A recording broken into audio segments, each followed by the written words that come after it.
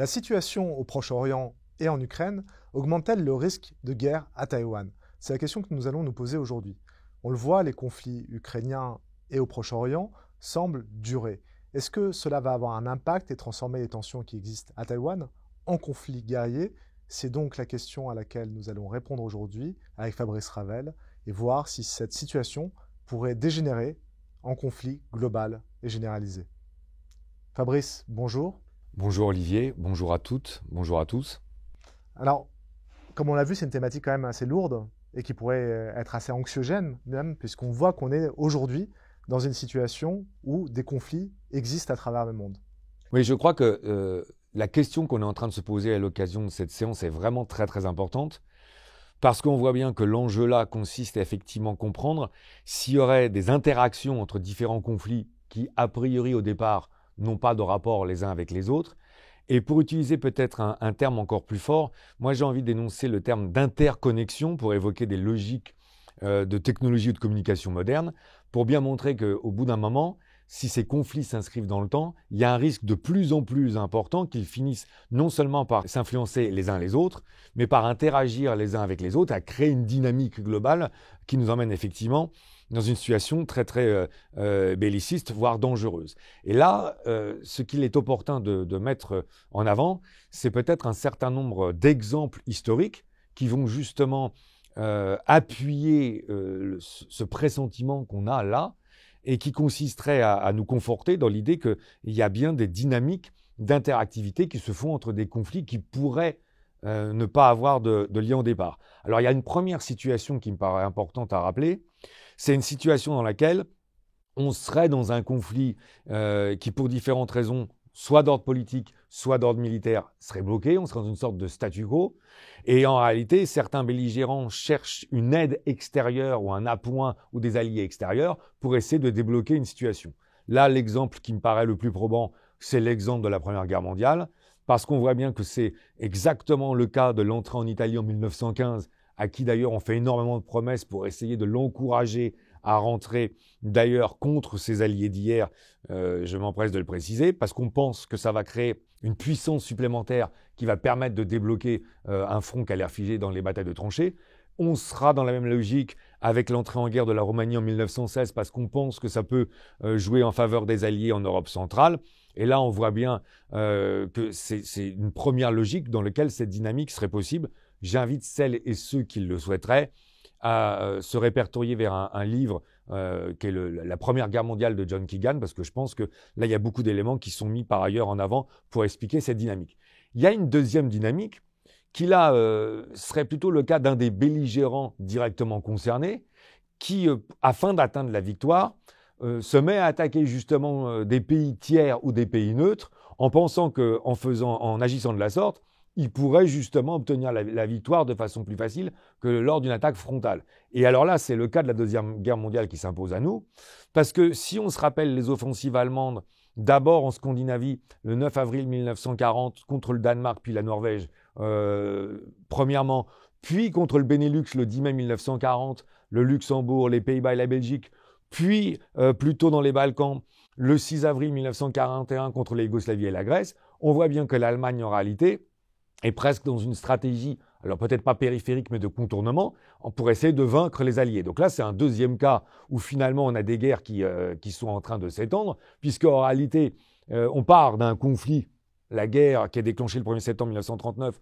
entre l'Allemagne et la Pologne, puis avec l'Allemagne, le Royaume-Uni et la France, et puis par extension, on a des pays qui, malgré eux, c'est le moins qu'on puisse dire, sont en train de se faire agglomérer dans le conflit. Puis il y a un troisième cas, et celui-là est peut-être le plus intéressant parce qu'il élargit encore plus les perspectives, me semble-t-il. C'est le cas où il y a un conflit qui, a priori, pour différentes raisons, est très limité ou très circonscrit dans une zone géographique, mais que les grandes puissances locales ou que les grandes puissances mondiales, surtout les grandes puissances mondiales par ailleurs, ont intérêt à instrumentaliser ou à récupérer, parfois pour agir sur le conflit lui-même, mais parfois aussi pour pouvoir mieux se positionner. Ça, on y reviendra, les unes par rapport aux autres. Et là, il y a évidemment un conflit qui est très, très intéressant à mettre en avant. C'est la guerre civile espagnole entre 1936 et 1939. je répète à cette occasion qu'on avait été amené à faire une séance d'ailleurs sur la guerre civile et que justement, dans cette séance, on avait bien montré le paradoxe d'une guerre qui, a priori, pour des raisons sociétales, politiques ou civilisationnelles, oppose des citoyens qui normalement appartiennent à un même État, et puis qu'il y a une fracture et donc une guerre qui se met en place, et donc a priori une guerre qui ne devrait concerner que les citoyens de l'État à l'intérieur de laquelle elle se déroule. Et ce dont on se rend compte, c'est que quand elle s'inscrit dans le temps, elle finit inexorablement par attirer des puissances extérieures qui viennent s'en mêler. On pourrait aussi penser à la Syrie en 2011, et il y aurait d'autres conflits ou d'autres guerres civiles auxquels on pourrait penser. Ça me permet de dire que sur la guerre d'Espagne, il y a l'ouvrage de Behaver qui est assez édifiant de ce point de vue-là. Quant à la Seconde Guerre mondiale, ça me donne aussi l'occasion de rappeler que pour suivre toutes les opérations militaires, à mon sens, l'ouvrage de Sir John Basil Liddell Hart est vraiment, quelle que soit l'historiographie moderne et les nouvelles publications, ça reste son histoire de la Seconde Guerre mondiale, ça reste l'ouvrage incontournable sur la Seconde Guerre mondiale. Donc là, on se rend compte qu'il y a au moins 3 scénarios dans lesquels des conflits plus ou moins limités ont tendance, parce qu'ils ne sont pas résolus rapidement dans le temps, à rentrer dans une extension. Et donc, ça tendrait à laisser à penser qu'effectivement, par rapport à la question telle qu'on se la pose dans le cadre de notre problématique, on est bien sur un risque majeur d'interaction, d'extension et d'interconnexion des conflits les uns par rapport aux autres, ce qui effectivement pose une question lourde de sens, parce que ça nous amène sur des conflits généralisés ou des conflits globalisés, dont on sent bien que les euphémismes tels qu'on les utilise nous amèneraient plutôt sur des logiques qui appartiennent à la première partie du XXe siècle. Oui, Fabrice, à travers les exemples que vous venez de nous donner, est-ce qu'on peut se demander s'ils sont pertinents pour penser la thématique d'aujourd'hui sur les conflits du Proche, Moyen-Orient et sur celui de l'Ukraine? Me semble-t-il, leur grand intérêt, c'est qu'ils sont en train de nous permettre de mettre en évidence ou de mettre en exergue qu'il y a un certain nombre de paramètres qu'on va d'ailleurs s'efforcer de décliner maintenant, et qui semblent s'inscrire totalement dans cette démarche d'extension ou de connexion des conflits entre eux. D'abord, si on prend le conflit entre l'Ukraine et la Russie, qu'est-ce qu'on constate? Pour ce qui est de l'Ukraine, on voit bien qu'il y a une assistance importante des États-Unis, de l'Union européenne et des pays européens envers l'Ukraine, déjà en termes d'aspect financier. Il y a une séance des rendez-vous de la géopolitique dans lesquels on avait eu l'opportunité d'expliquer que justement les États-Unis, sur leurs objectifs par rapport à l'Ukraine, avaient débloqué au début de l'année 2024 un budget de 60 milliards de dollars. Donc on voit bien quand même que là, il y a clairement une interaction, une implication des États-Unis dans ce conflit, a priori dans lequel ils ne sont pas directement liés. De même qu'il y a aussi des actions similaires d'un point de vue financier sur les pays européens. Et c'est là où c'est assez intéressant, ça se prolonge concrètement sur les questions de matériel militaire, puisque depuis 2 ans ou un peu plus de 2 ans, on voit bien qu'il y a toutes les armées occidentales ou les États occidentaux qui commencent à toujours davantage. Alors on peut s'interroger sur l'opportunité du tempo ou du calendrier, plus ou moins rapide, mais en tout cas des canons César aux chars Léopard en passant par les F-16, on voit bien que les États européens et les États-Unis sont en train d'armer les forces ukrainiennes. Donc là, on a une interaction qui semble se mettre en place. Et maintenant, si on passe de l'autre versant de la colline, pour reprendre des propos chers à Liddell Hart, ce qu'on constate, c'est que la Russie aussi se trouve appuyée. Alors là, elle se trouve appuyée d'ailleurs par la Corée du Nord, dont je rappelle qu'elle arrive quand même à fournir des obus de 155 mm dans une telle quantité qu'en réalité, la Corée du Nord, à elle seule, fournit plus d'obus de 155 mm que les 27 pays de l'Union européenne réunis. Ça, c'est un élément qui est assez important à mettre en avant. C'est pas tout. Lors d'une émission qu'on avait consacrée d'ailleurs aux drones, et principalement aux drones de combat, on avait déjà eu l'opportunité de souligner, et c'est intéressant de le mettre en avant dans cette perspective, me semble-t-il, que c'est l'Iran qui apporte des drones, notamment les Shahed 131 et les Shahed 136, qui sont des drones kamikazes, en termes d'appoint en forces russes. Et non seulement elles font ceci, mais rappelons-nous, depuis janvier ou le début de l'année 2024, il apparaîtrait qu'il y a même la construction d'une usine de production de drones iraniens à peu près située à 1000 km à l'est de Moscou. Donc là, on voit bien toutes les interconnexions qui sont en train de se dessiner entre des pays et entre différentes zones du monde, qui sont très importantes. Et puis, il y a un troisième point qui est très, très opportun à mettre en place. La Chine est plus discrète. La Chine est plus discrète, mais la Chine ne donne pas forcément, ou autant que ça soit manifeste, d'armes. Mais en réalité, ce dont on est en train de se rendre compte, c'est que le commerce entre la Russie et la Chine augmente considérablement. Et ça, je demande à nos auditeurs de bien l'entendre, ça, Olivier, c'est quelque chose qu'on a vu l'opportunité de mettre en avant, puisque c'est la séance « Comment juger le rapprochement entre la Russie et la Chine ?» Est-ce un rapprochement temporaire d'ordre tactique ou est-ce que ça s'inscrit dans le temps d'un point de vue stratégique? Et c'était assez intéressant de rappeler qu'en fait, il y a eu la signature d'un contrat le 4 février 2022, donc là, les dates sont très importantes, qui permet à la Russie d'exporter 10 milliards de mètres cubes de gaz supplémentaires. Mais à l'intérieur de ce contrat, il y a un propos signé par les Russes qui est très important, parce que ce propos dit, nous, la Russie, nous considérons que le territoire de la Chine doit être un et un seul, qu'il n'y a aucune possibilité de ne pas considérer que Taïwan est un morceau inaliénable de la Chine, nous y voilà sur l'interconnexion, et que c'est un objectif normal ou que Taïwan est un territoire chinois. C'est très important de rappeler ça dans le cadre de notre problématique, parce que là, on voit bien les ramifications qui sont en train de se mettre en place avec des conflits pour lesquels ça ne pourrait ne pas forcément venir spontanément. Ça permet d'ailleurs d'étendre la remarque sur un point en guise de transition avant d'arriver à une deuxième catégorie d'arguments, si vous voulez bien. C'est que quand on avait été amené à travailler sur une séance sur les sanctions, je pense que vous vous souviendrez aisément qu'on avait senti que j'étais assez dubitatif sur la capacité intrinsèque seule des sanctions à pouvoir avoir une influence majeure sur le conflit. Et j'avais même dit en guise de conclusion, il faut faire très très attention parce que plus on multiplie les sanctions à l'égard d'un certain nombre de pays, plus paradoxalement on va amener ces pays à se regrouper, à se rejoindre les uns vers les autres. Il va y avoir un vrai danger. À force de sanctionner tout le monde, on va finir par regrouper toutes les personnes contre soi. Et c'est exactement le cas de figure. On voit bien les rapprochements qu'il y a quand même entre la Russie, la Corée du Nord, l'Iran et la Chine, qui d'ailleurs ne peuvent pas s'expliquer spontanément par des liens de similitude, ni sur les doctrines politiques des pays respectifs, ni sur leur vision du monde. Donc on est bien sur une interaction qu'on est en train de mettre en évidence, et d'ailleurs elle se manifeste clairement maintenant d'un point de vue militaire. Parce que si on regarde les manœuvres navales, ça aussi c'est quelque chose, je trouve, qui n'a pas été assez mis en évidence. Entre le 11 et le 15 mars 2024, il y a eu des manœuvres navales avec la marine chinoise, la marine russe et la marine iranienne. Donc là, on va bien au-delà de simples collusions qui sont économiques. Et à contrario, parce qu'en plus, maintenant, on aurait donc des soldats coréens qui seraient en train d'arriver sur le territoire. Alors c'est là où on monte en intensité progressive, parce que alors là, on aurait carrément, alors selon quelle modalité, selon quels effectifs, pour quelle mission exactement, ça, c'est pas encore très très clair. Mais tous les services de renseignement et tous les organismes internationaux s'accordent à dire sur le fait qu'il y a bien des troupes nord-coréennes qui sont quand même maintenant sur le territoire russe, avec encore une fois des missions peut-être qui pourraient prêter à discussion. Toujours est-il qu'elles sont là.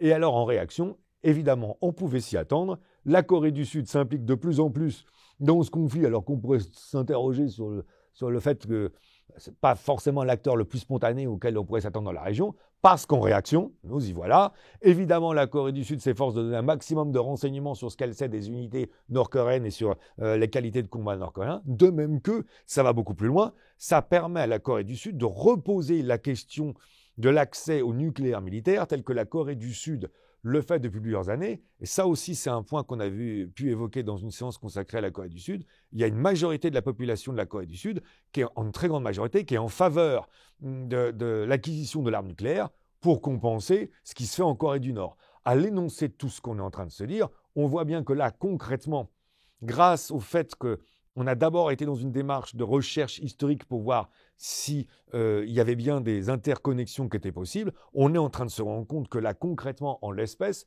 pour reprendre un terme juridique, on est bien en train manifestement d'être dans ces situations-là. Pour dire quelques mots sur le Proche-Orient, on voit bien d'ailleurs là aussi que les États-Unis d'une part et l'Iran d'une part ont des implications très très fortes au Proche-Orient et dans la région. Donc manifestement là, on pourrait tenter de dire dans un premier temps qu'il y a l'air d'avoir un risque d'aggravation de la tension de par les interconnexions qu'on est en train de mettre en place, sur la situation telle qu'elle pourrait se mettre en place à Taïwan. Oui, parce que la situation est déjà très tendue à Taïwan et on voit qu'il suffirait d'une étincelle pour que ça dégénère en conflit. Et l'effet domino que vous venez de décrire laisserait penser qu'une internationalisation serait fatale et nous conduirait à cette guerre. Mais est-ce qu'on pourrait se dire que cette perspective peut être nuancée? Est-ce qu'on peut penser, pour reprendre le vocabulaire de la guerre froide, qu'on peut être dans une logique de containment avec des conflits régionaux qui restent régionaux? Est-ce qu'on a des exemples historiques de ça? Oui, c'est là où ça va. Oui, c'est là où la mise en perspective va être intéressante parce que on a des exemples aussi, ce qui, je m'empresse de le dire, nous permettent d'emblée de considérer que là, il va falloir aller plus loin dans la compréhension de la situation actuelle parce qu'on a, grâce à ces modélisations, finalement deux perspectives assez différentes qui vont se mettre en place. Et là, il y a deux exemples majeurs qui pourraient être mis en évidence. D'abord, il y a un conflit dont ce n'est pas la première fois que je vais t'amener à l'évoquer dans le cadre des séances de géopolitique, et j'y suis d'autant plus attaché au sensible que je trouve qu'il est beaucoup trop oublié. Ce conflit, c'est le conflit entre l'Iran et l'Irak qui a duré 8 ans, et qui a été d'ailleurs particulièrement meurtrier, et qui est d'autant plus intéressant que, me semble-t-il, encore aujourd'hui, il peut apporter beaucoup de compréhension, notamment en termes de tactique militaire, puisque le front a été très figé dans une guerre de position style 14-18, et c'est ce qu'on disait sur l'Iran-l'Irak. Il faut relire encore une fois cet ouvrage de Pierre Razou. Je dis encore une fois parce que ce n'est pas la première fois que je cite cet ouvrage, de plus de 700 pages, qui est très dense et très détaillé, mais ça permet de voir les opérations et un petit peu les interactions. Et qu'est-ce qu'on constate? C'est que ce conflit est resté totalement circonscrit aux deux puissances principales. Avec déjà une petite nuance, si vous me permettez. Parce que là, dit comme ça, on pourrait s'attendre à se dire, bon, ok, alors donc il y a eu une guerre entre l'Iran et l'Irak, mais ces deux pays étaient tout seuls, et puis le reste du monde ne faisait pas du tout attention à lui, et c'est pour ça qu'il n'y a pas eu surextension. Ça ne s'est pas passé comme ça. En fait, il se trouve que toutes les grandes puissances de l'époque étaient dans le même camp. Donc voilà la raison pour laquelle il n'y a pas eu une surextension, et ça c'est un point sur lequel je vais revenir, parce que ça laisse à penser que là, il y a un facteur pour que ça reste circonscrit ou limité qui est très très important. Et en l'occurrence, il faut se rappeler que et l'Union soviétique et les États-Unis et l'Union soviétique, puisqu'on était toujours en pleine guerre froide, étaient bien du côté, ça aussi, ça me semble-t-il, c'est fondamental à rappeler, de l'Irak de Saddam Hussein. Quand on connaît la suite en termes d'histoire, ça permet de rappeler que les alliances sont toujours très très évolutives. Mais là, il y a déjà encore une fois, une première incidence qui va bien falloir garder à l'esprit, parce que là, j'ai l'impression que c'est ce que je m'efforce de transmettre en termes d'idées à nos auditeurs. Il va falloir rentrer beaucoup plus dans les subdivisions pour voir donc quelle serait la tendance de la dynamique actuelle. Et puis alors, il y a un deuxième cas qui est encore plus frappant, et que vous nous avez déjà invité peut-être à évoquer à travers vos propos. Oui, c'est la guerre froide. Parce que dans la guerre froide, il faut bien comprendre ce qui se passe. Il y a une multiplication de conflits, mais il y en a même de très très importants. Il suffit de reprendre la litanie. Pour moi, c'est un livre d'abord qui est merveilleusement écrit, avec une capacité à la fois littéraire et une vraie justesse sur le fond. Mais c'est un livre qui est indépassable sur la guerre froide, les fameux 4 tomes d'André Fontaine. Au moins, on avait l'impression que quelqu'un maîtrisait la situation. Et là, on se rapproche d'une autre grille de lecture que Hélène Carrère-Dancos a souvent mis en évidence, à savoir que ces conflits, finalement, ils sont sous contrôle. Ils sont limités parce que les grandes puissances agissent un petit peu comme une sorte de garde-frontière. Nous disons, bon, là, il y a un moment, il y a une limite qu'il ne faut pas dépasser. C'est le grand frère, nous y voilà. C'est le grand frère d'Hélène Carrère-Dancos. Il y a non, là, stop, maintenant, moi, la grande puissance, c'est la fin du jeu, n'est-ce pas?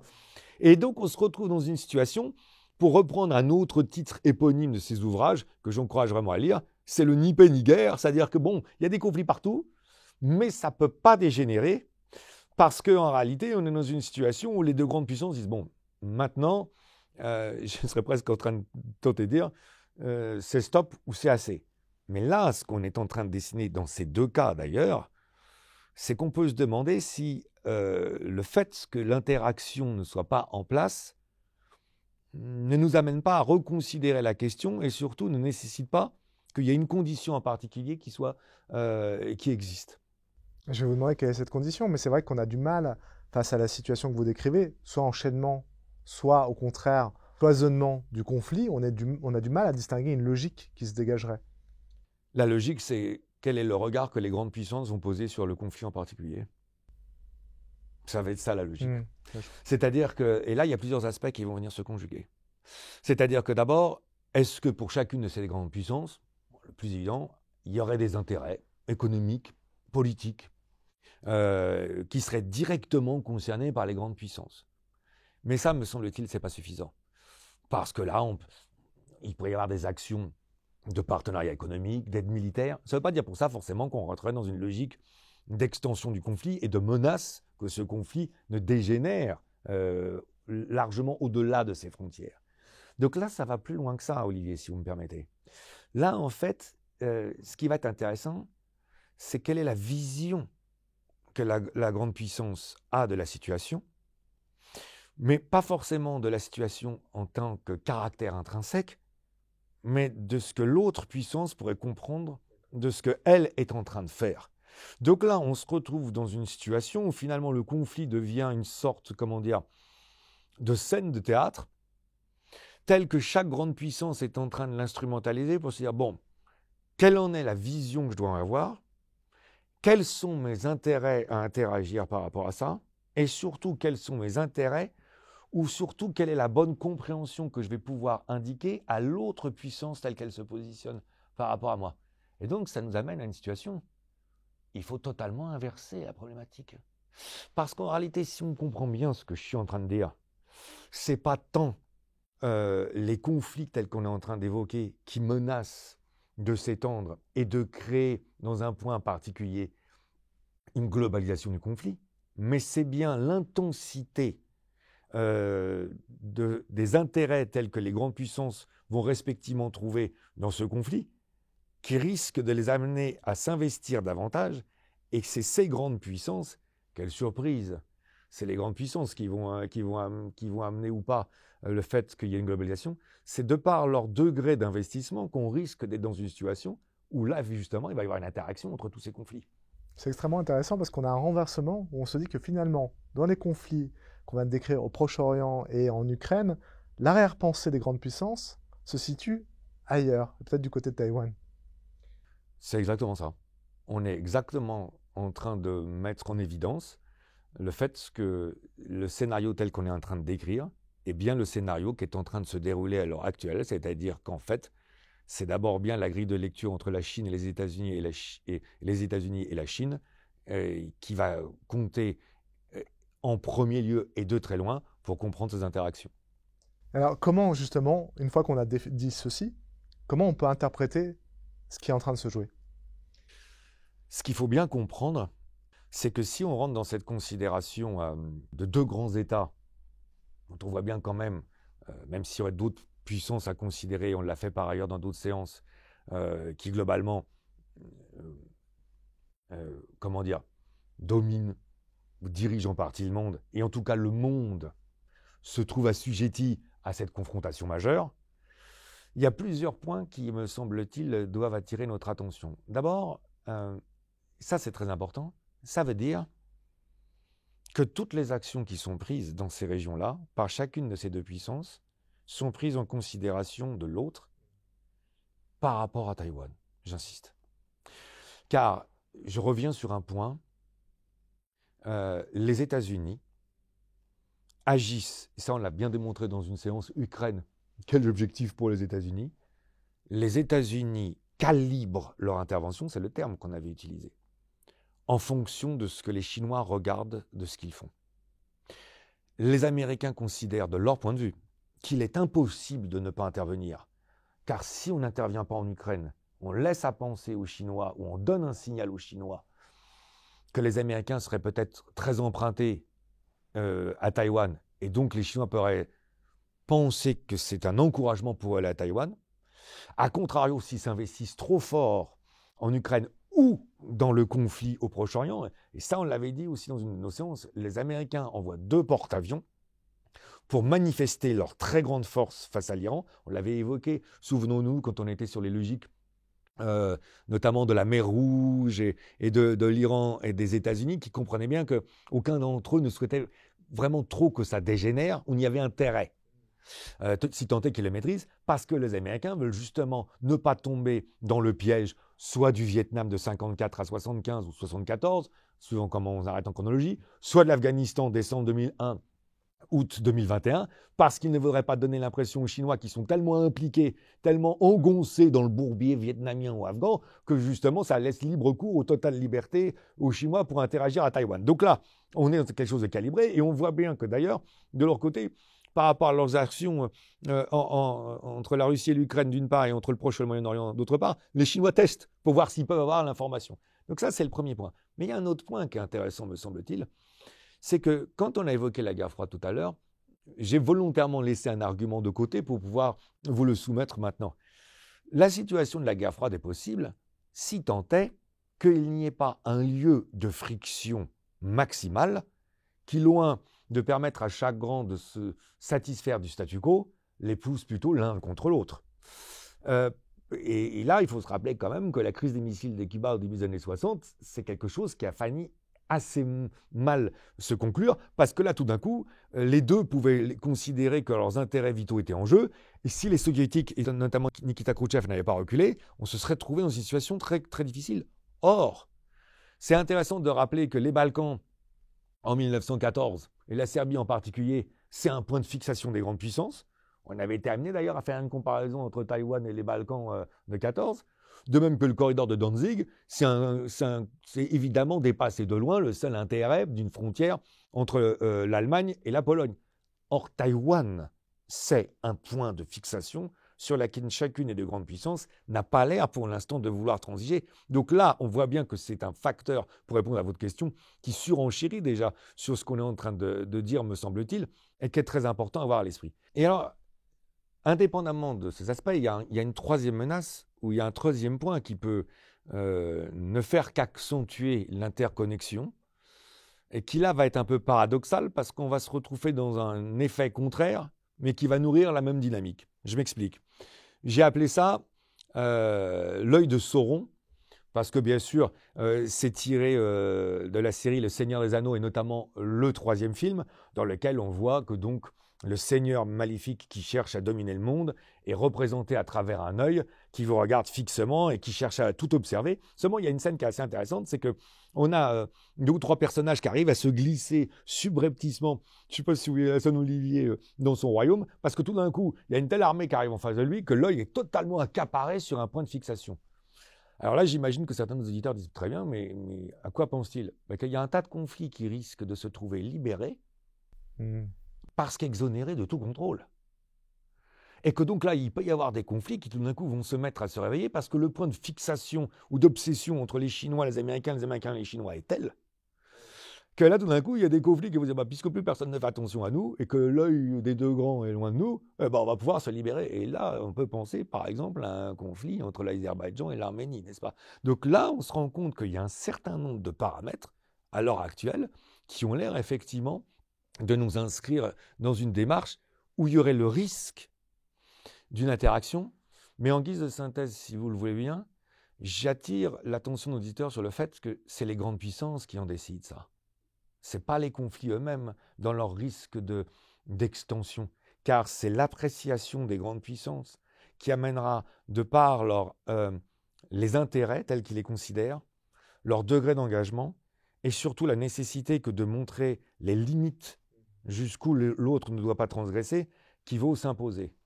Dans le cadre de ce que je suis en train de dire, il y a évidemment un élément majeur qu'il va falloir prendre en considération. Je ne résiste pas à la tentation de vous demander quel est cet élément. C'est les décisions stratégiques futures que vont être amenées à prendre l'administration américaine, c'est-à-dire Donald Trump. Je pressens que cette séance sera suivie d'une autre qui sera consacrée à l'administration de Donald Trump et à ses choix stratégiques. Donc je vous invite très prochainement à nous écouter. Merci Fabrice. Merci à vous. Nous nous voici donc arrivés au terme de cette nouvelle séance des Rendez-vous de la géopolitique. Merci à toutes, merci à tous de nous avoir suivis. Et je vous invite et je vous recommande de regarder les anciennes vidéos qui ont été mentionnées au cours de cette séance, car elles sont très instructives et complètent parfaitement le propos tenu aujourd'hui.